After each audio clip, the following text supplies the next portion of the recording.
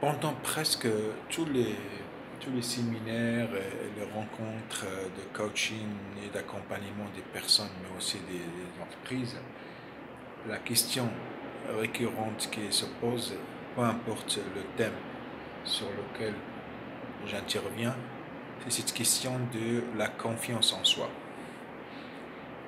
En réalité, c'est une question qui nous ramène aussi à une autre thématique, à un autre point aussi qui est aussi récurrent, c'est cette question de l'estime de soi. Aujourd'hui, je voudrais plutôt parler surtout de la confiance en soi, qui est une composante importante de l'estime de soi. Et l'estime de soi, en réalité, juste pour passer comme ça rapidement cette définition de ce terme qu'on utilise en général, c'est l'estime de soi, ça veut dire simplement l'idée que tu te fasses ou l'opinion que tu te fais sur toi-même. Comment tu penses de toi-même?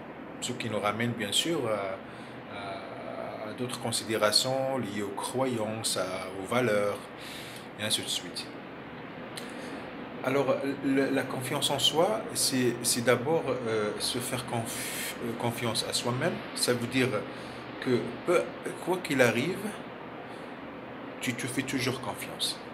Pour dire simplement, pour ne pas trop compliquer aussi le concept, quoi qu'il arrive, tu te fais confiance.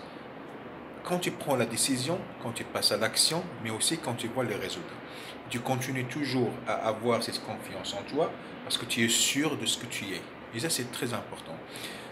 Et en général, la confiance en soi, c'est quelque chose qui n'est pas inné, d'accord? C'est pas quelque chose avec laquelle on est né. C'est une chose, c'est une qualité, c'est un trait aussi qu'on développe, d'accord? Qu'on construit. C'est pour cela que ça ne vient pas comme ça. Ça devrait enfin être réalisé à travers un effort important de confiance sur la façon dont tu te fais confiance, en quelque sorte. Alors maintenant, comment on pourrait développer cette confiance en soi? D'accord? Je vais partager avec vous aujourd'hui quelques astuces, d'accord? Quelques petites techniques, quelques éléments de réflexion, tels que je les utilise d'ailleurs et que je le conseille à mes clients dans les différents séminaires, dans les différentes séances de coaching individuel en groupe.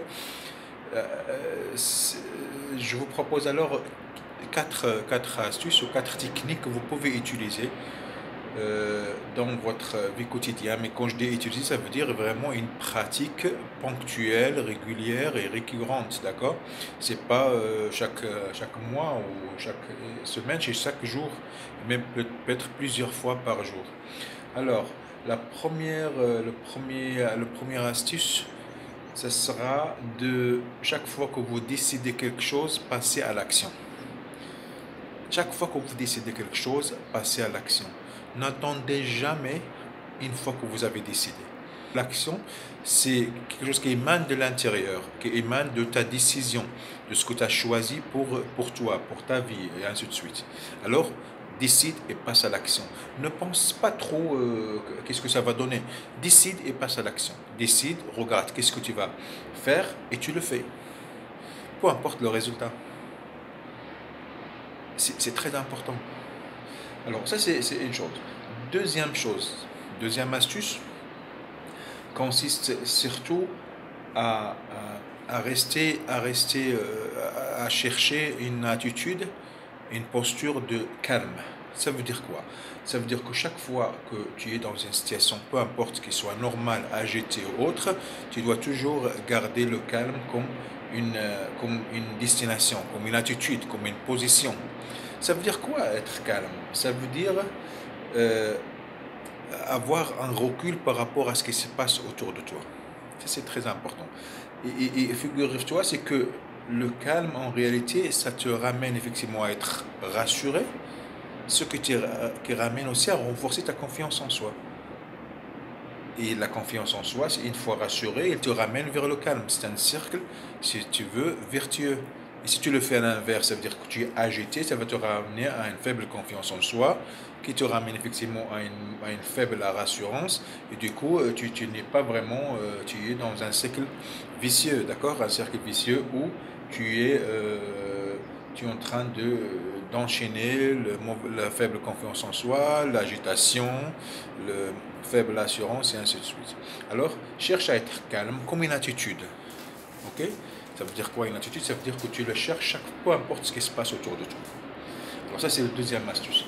Le troisième astuce, il est lié surtout au premier astuce qui est l'action, c'est l'engagement.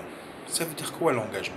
Ça veut dire que chaque fois que tu t'engages par rapport à ton environnement, qu'il soit professionnel, personnel ou autre, familial, etc., va jusqu'au bout. Il ne faut pas seulement passer à l'action comme on a vu dans la première astuce, mais passe à l'action et avec le troisième astuce, tu vas jusqu'au bout. C'est ça l'engagement. Tu vas jusqu'au bout. Tu t'arrêtes pas. Tu vois ce que tu es en train de faire dans le long terme. C'est pas dans le court terme. C'est ça l'engagement. Alors là, c'est tout un travail à faire effectivement sur comment effectivement il faudrait faire pour tenir tenir en fin de compte le rythme dans un engagement constant qui va plutôt au-delà du court terme. D'accord? Et le quatrième astuce, bien sûr, c'est vraiment physique. Rappelez-vous que la physiologie, notre posture physique, ça influence notre façon d'être. Alors, pour acquérir une confiance en soi, ce sera très important, par exemple, d'adopter certaines postures de confiance en soi. Par exemple, une posture de confiance en soi, de rester debout avec la torse ouverte, avec le visage, avec la tête levée, mais avec vraiment une respiration régulière et lente, d'accord, et bien sûr maîtrisée, et faire cela chaque jour, au moins 2-3 fois par jour, 5 minutes dans une posture qui inspire la confiance, qui inspire l'assurance, d'accord? Et cela, c'est quelque chose qu'il faudrait faire chaque fois que tu as l'occasion pendant la journée. Et ça va finir après de donner en fin de compte une posture de quelqu'un d'assuré, d'accord? Quelqu'un qui est rassuré, quelqu'un qui est fort, quelqu'un qui a une confiance en soi très forte.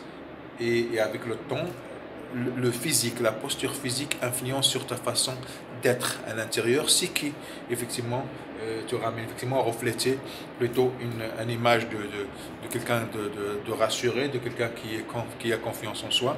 C'est pas de quelqu'un qui est faible ou quelqu'un qui est hésitante.